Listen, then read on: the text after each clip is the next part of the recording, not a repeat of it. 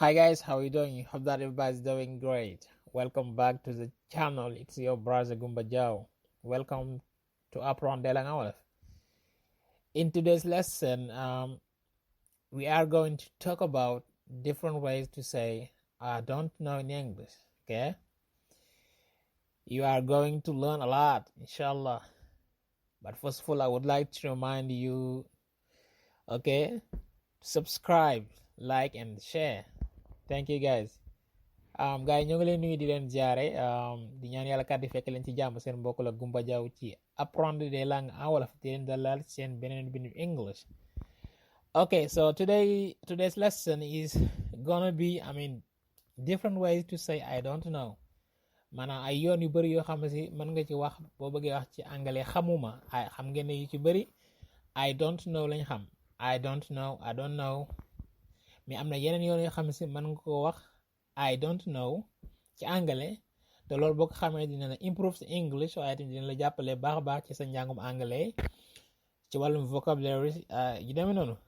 Ok guys, donc wax gars yi bu leen fàtte abonner, like et partager les vidéos dina jàpp ci liggéey bi ok guys, so without further ado, let's jump right in. Ok, the first one comme ni nga xamee mooy I don't know. I don't know. I don't know.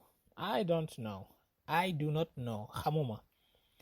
Ok, next one mooy pour wax man xamuma ci anglais man nga ne I'm not sure.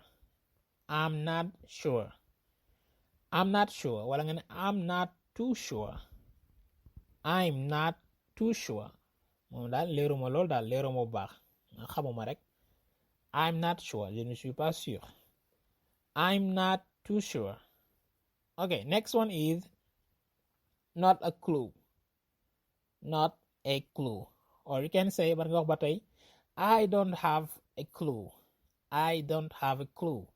Or I don't have any clue ba tey loo jox baax na mooy rek xamuma ma amu ci xalaat daal. Next one is don't ask me. Don't ask me. Comme ni wax dara nga na bu ma ko laaj de maam don't ask me maam li nga may laaj xamuma ko daal xamuma. Don't ask me. Next one is who knows. Who knows. Who knows.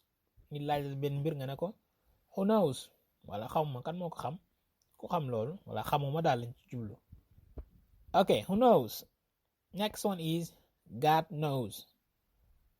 God or God knows mooy nit laaj dara nga ne ko yàlla xam ci arab na allahu alam yàlla xam. God knows. God knows.